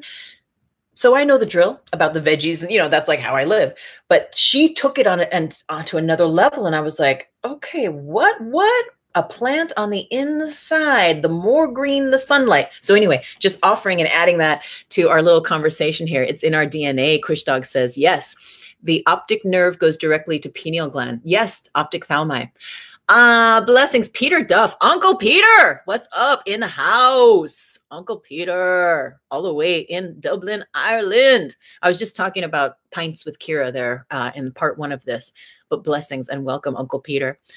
Faith is the way. This is the way. Complete surrender and service. Yes. Okay. So what else are we saying here? Have we covered everything? So remember what I offered. So I don't even know. I know I don't want this to be a 2-hour.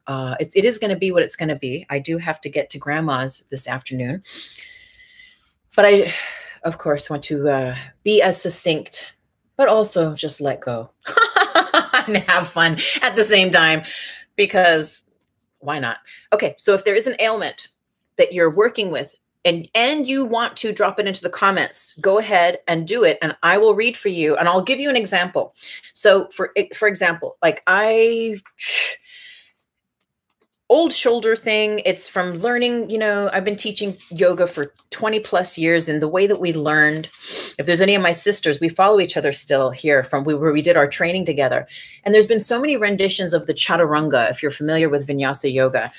And the way that we learned and that we practiced it on repeat for hundreds and hundreds and hundreds and hundreds of times, for my body, I know that was incorrect ergonomically and created the rotator cuff, you know, but these are all stories. These are all the past, right? Rotator cuff injury, which I've gone through several healings, no surgery or anything, never got like that. But I've had to modify my practice. You know, it's just all these things. And then as I'm doing staff, nunchucks, my Tai Chi, my martial arts, it's like, oh, it's like this thing. And like, I have to, now I'm like, oh, am I like here we go, the belief, bubble of light. Like, oh, fuck. Like, I feel like this is bubble of light. This is, I do not mantra this to myself, but I have gone there. I've heard my mind go there where I'm like, I feel like a fucking old person, you know, like, I'm like, oh, I'm like an old lady. I have to do like, before I go and I do nunchucks, I can't just go out there and swing. I mean, see, but there's a belief too. We catch ourselves. We catch ourselves. That is not what I intend for. I don't mean to point at you. I'm not pointing at anyone, but I do not intend for that to be my truth. My truth is that I can pick up those nunchucks and swing away at any moment, at any time of the day or the night, and move freely in my physical form with ease and with grace. That is the intention. See, I rewrote it. Okay. So when you hear yourself saying, and I was even putting stuff in a bubble, telling you about stuff in a bubble. And then I caught myself even in the bubble, putting messages that are not what I want the message to be. So anyway, but you got the story. So what's your injury, right? There's also, I was rear-ended. So I got to think about I got a story about my back too, right? Stories. Now, I don't want to live like that though. I don't want to, I'm, you know, in Earth years, 48 and a half, I want to be doing nunchucks for as long as I want to do them. But then I was, you know, I researched Bruce Lee and he was in a coma twice and he was broken. I mean, from head to toe, broken, his whole body. He was in a wheelchair. Some people don't even know that about him. He had to do some real, and he was told he would never walk again, you see. When you're that broken in the hospital, in the wheelchair, and the doctors tell you whatever, you know, you got to really use your own gusto and, you know, of course, your faith and whatnot to regenerate a new matrix beyond the matrix so that you can continue fulfilling whatever your personal prophecy is outside of the stories that the matrix would tell you. So I'm researching him and I'm going like, like, and just knowing, I'm like, dude, if he can be in a freaking wheelchair and regenerate and come back and be Bruce Lee, I was like, we can work with this. But he also had the humility as I'm researching him, and pardon me one second, but he had the humility to acknowledge how his practice, how his training just naturally changed over the years. And he does offer in the Tao of Jeet Kune Do, where he's like, you know, the older body requires more warm-up. Yet when you do proper warm-up, you can perform as a timeless being, right? So while I'm working this matrix out with this shoulder, this grid, and you know, understanding as well the dynamic that those things that make you feel old, or those things that pain and injury or whatever, all those things that you're working with, that they're serving something too, right? They're there so that you can get over it and know who you are without them. So it's not like we have to be like, oh, okay, how many times over my years of teaching yoga, not only just with elders, but in a yoga studio with, like, you know, cute little girls and boys and whatever, in their little yoga clothes. And they're like, oh, that's my bad knee. That's my bad foot. That's my bad back. And I'm like, wow. All right, this is what we're doing, is we're saying that's my bad. That's my bad shoulder. And I'm like, I refuse to ever put that into my matrix at all. Like, no, we're working this out. So point being, let's look up shoulder. And if you have shoulder issue as well, this will be for you. Hello and blessings and welcome. So again, let me know if there's anything here. There's a few of us still here that you want me to look up for you, and I will share with you the idea. So she gives any physical ailment right? From a crick in your neck, an ingrown toenail, to cancer, to AIDS. She has in here the ailment, the probable cause, our emotional, mental dynamic that we are perpetuating. And then she gives the positive affirmation, which helps to rewrite our internal script, plug us into those new grids, and create a new rhythm for our biochemistry to be wired in. So, where are we? Shoulders represents our ability to carry our experiences in life joyously. We make life a burden by our attitude, right? And now I'm a happy, joyful person. So I could be like, what is this? What does this mean? You know, it doesn't feel that it's how I walk in the world now yet.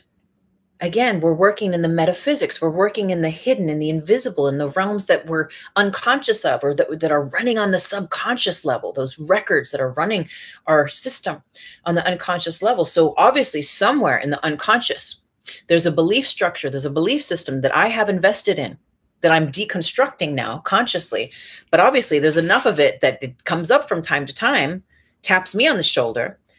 Okay, so my ability to carry out experiences in life joyously.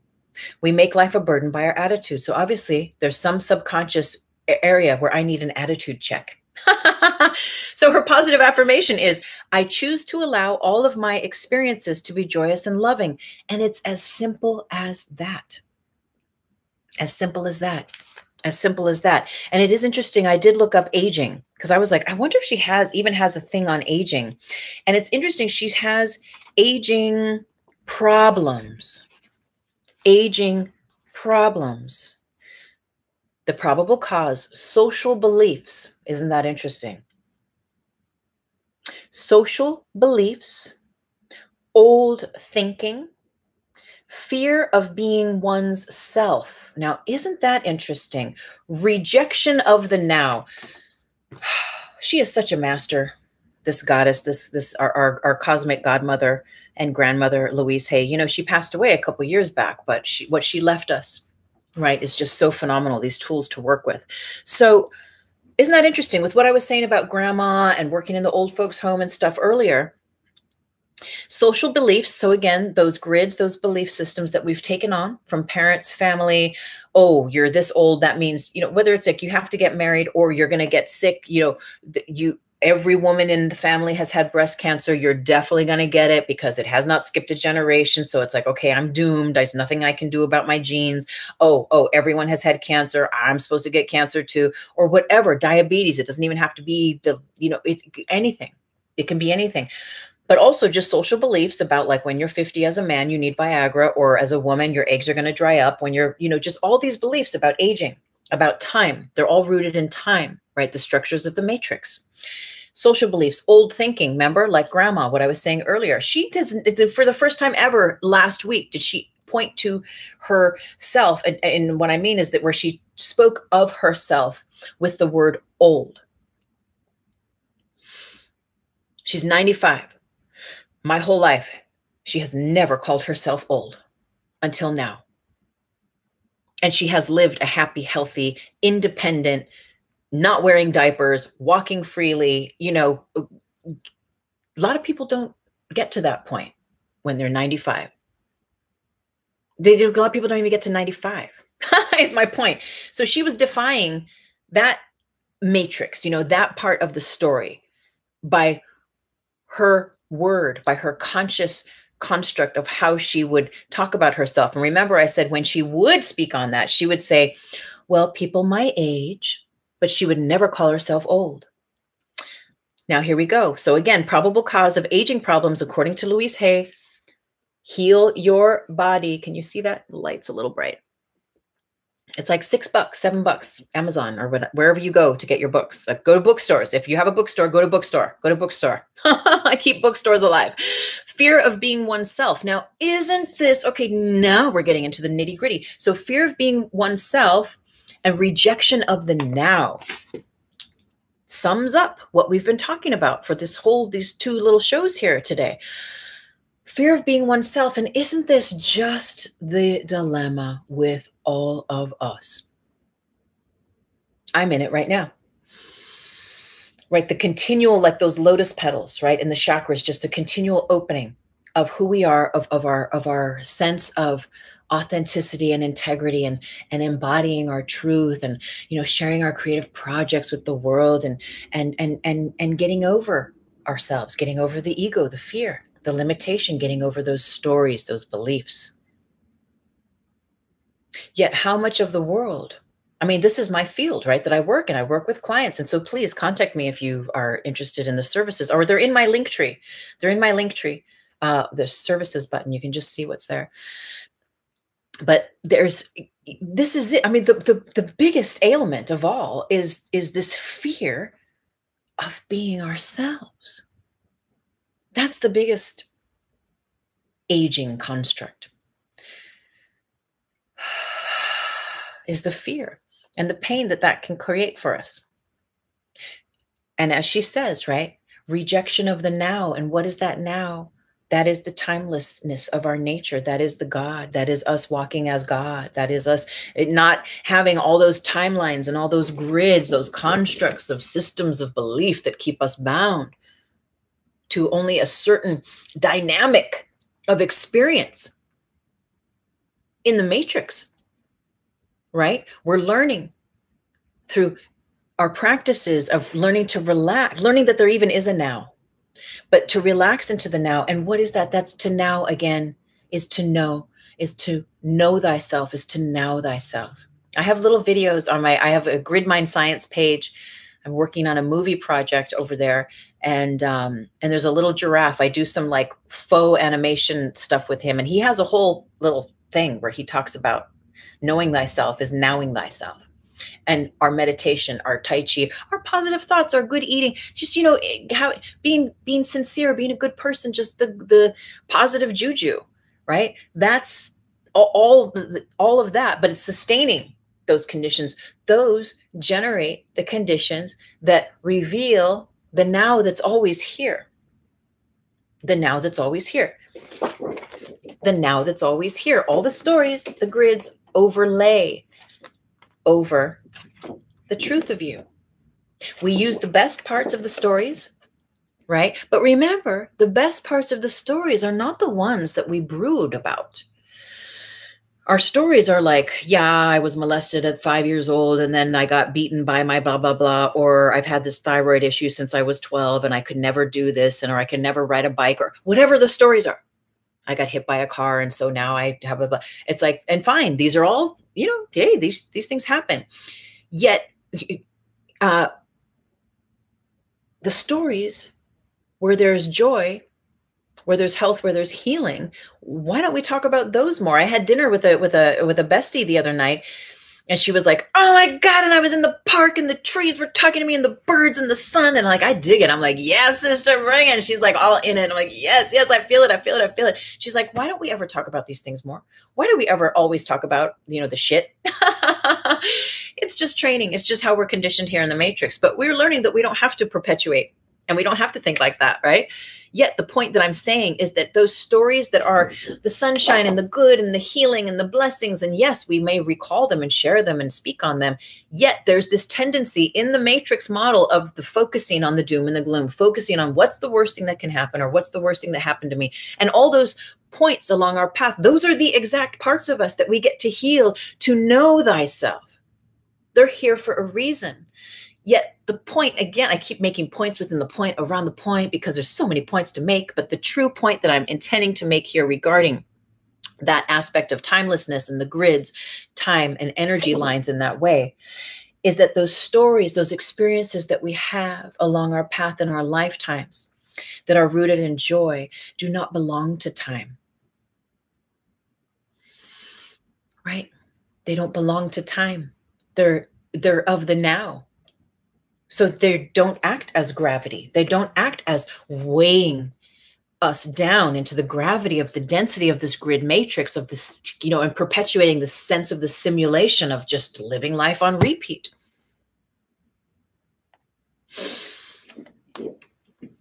So what stories do you repeat?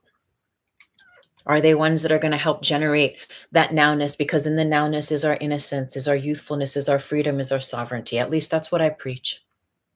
And I live it. I don't just talk about it. I live it. And I help other people find that for themselves. Blessings. Thank you for joining. And oh, I love Lulu. Lulu's like, she started on Insta and then she's like, I'm gonna hop over to YouTube. And now she's like back on Insta. I love that.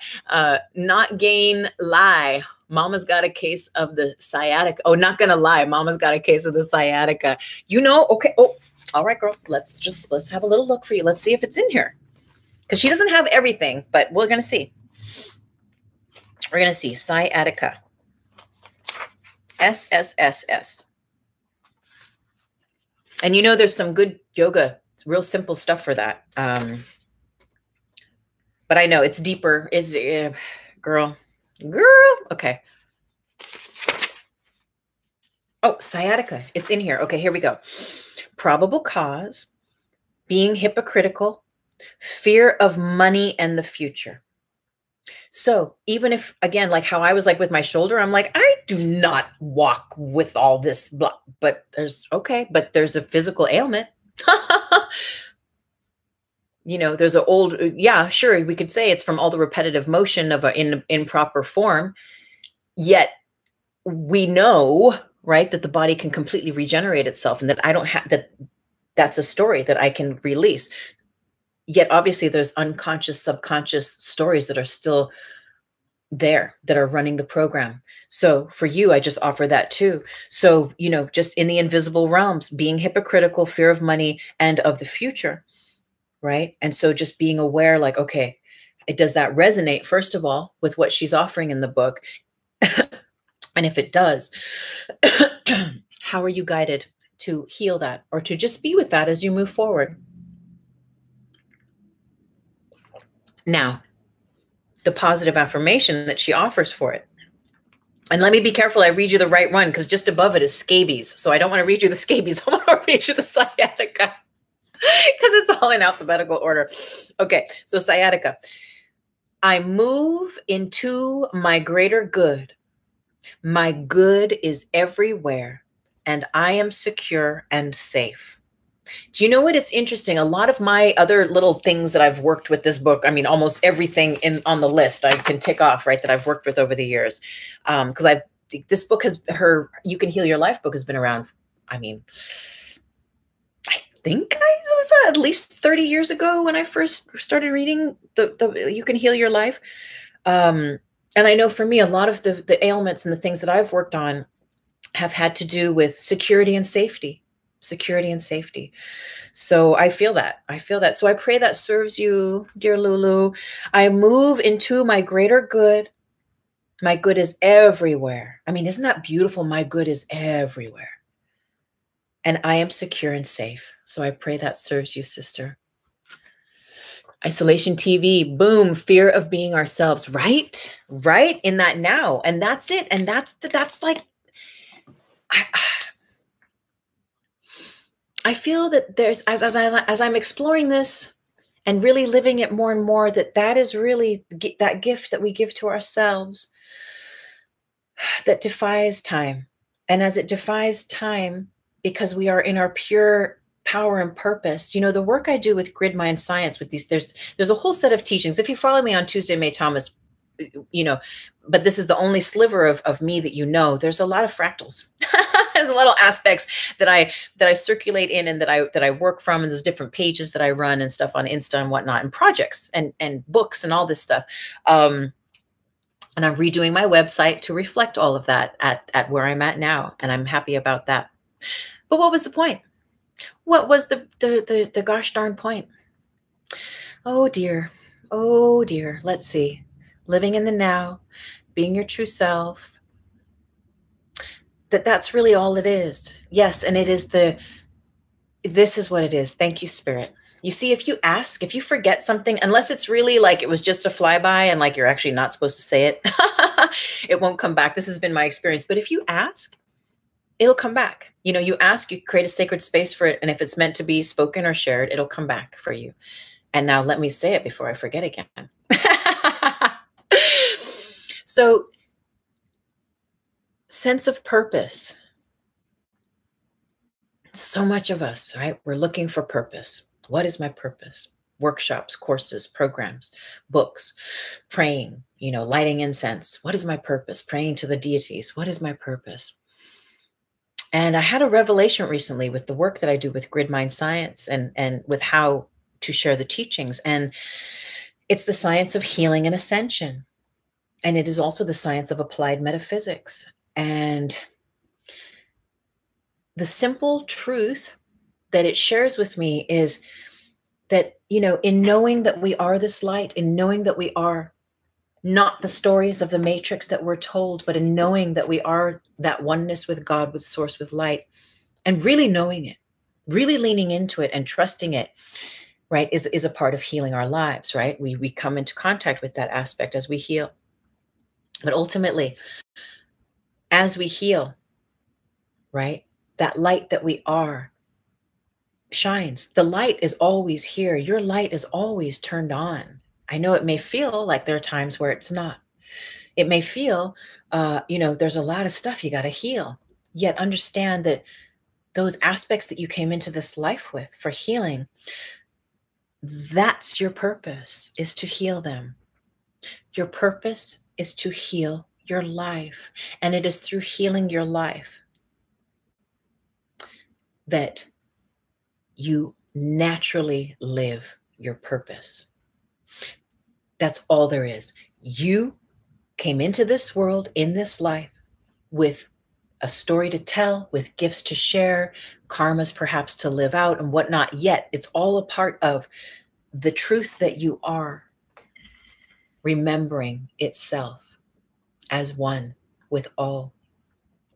And the stories, unless we heal our grievances, history repeats itself. How many times, if you're aware of past lives and stuff, how many times are you going to keep coming back and twisting your ankle and breaking your leg, or having that, relationship with alcohol? It's like, well, it's going to take, I'm going to space this out over 500 lifetimes, because there's a lot of other individuals or entities or beings that are going to be involved, and we're all going to work on this together. And like, okay, fine.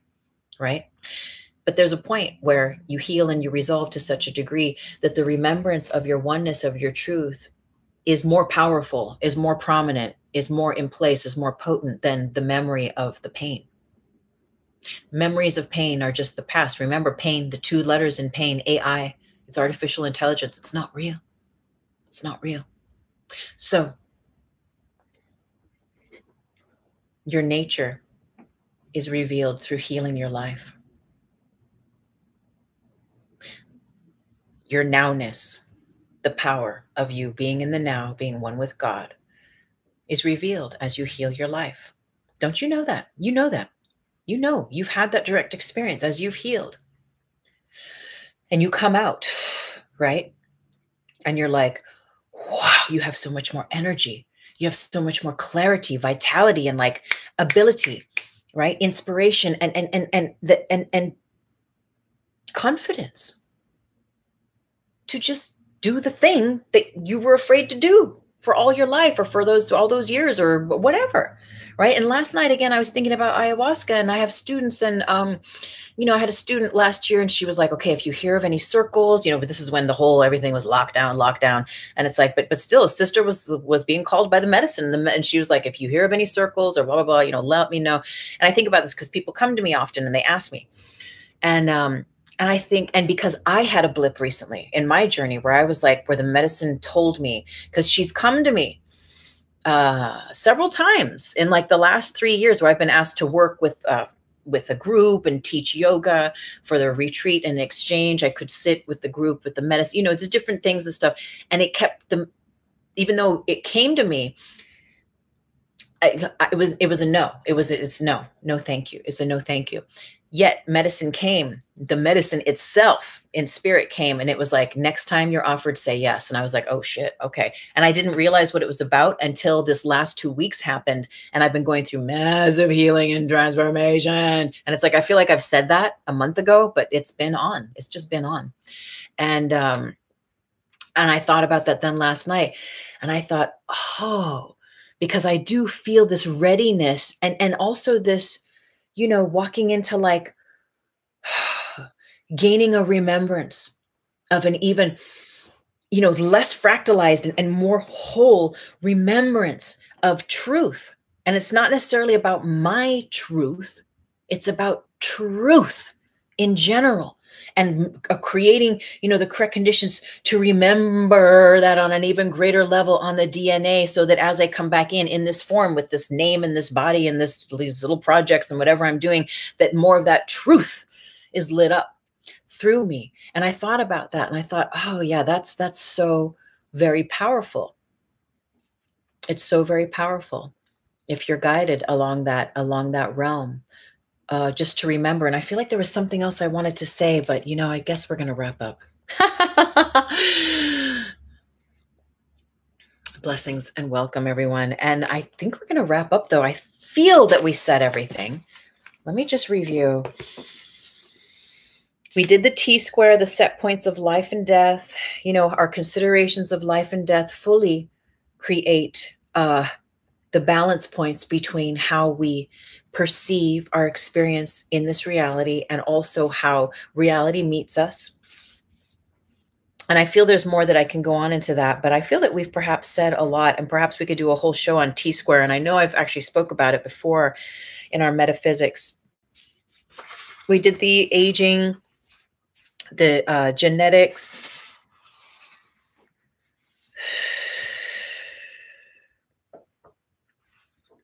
Yeah. Okay. All right. Oh, one last thing. In the middle of the night, Spirit woke me up and I wrote, timeless aging. Unhealed wounds create holes in the aura, which allows in attachments which add to your more timelines. More time equals more age. So for whatever reason, I was speaking with someone recently about this, healthy boundaries and, holes in the aura and whatnot. And just understanding that all of our practices are really important to keeping our energy contained and to keeping a sacred space around our vessel. And so you imagine the aura, right? Where there's unhealed grievances, unhealed parts of ourselves that walk. Again, these things can be completely unconscious, subconscious, parts of us that are aware, but we're not aware that a part of us is reacting or responding to this thing or this person or this story or this whatever it is, or perpetuating it. And as we walk, though, with those unhealed wounds, right, it creates fissures, it creates cracks in the aura. And as those cracks are allowed to continue cracking and breaking open, right, those little vessels become bigger and bigger. And eventually we maybe get holes in the aura, etc. Right? It's different for everyone. But the point is that where we are not doing those practices regularly to contain and to generate that light and that connection and all of our meditations and stuff, they naturally create right, that force field of light around us that act as a sacred container. Yet if we are, walking with a lot of unhealed stuff, it creates those openings in our aura, which allows those inappropriate entities that are only matching those dark field, those shadow, those tar body entities or energies, those frequencies, they're only matching the unhealed parts that we walk with, the tar body that we walk with ourselves in this life. And so that adds to our aging, that adds time, because it's all stories, right? And so it adds to that aspect of time that we walk with in the world. And so healing your aura, sealing it up, dealing with those grievances deep within on a subconscious level even, right? Help to bring us out of time and to lift us that we may be carried by the now, by the truth, by the love, by the light that is us naturally, multidimensionally, in tune with our superpowers. And I feel and I believe that this is what we're doing in this lifetime. We're really moving into the next rung of that. And I'm excited to be here with you and experience this together. If you enjoy what I'm saying, follow on YouTube, follow on Instagram. I'll come back on YouTube later and put my little link tree and all my information down. I was going to say downstairs, down there. And I have some links in my link tree at Instagram if you're interested. And I offer services. I have a monthly love letter that doesn't always come out every month, but it is my little newsletter. If you want to join that and be a part of my community and be in tune with little offerings I serve, I would love to, share with you.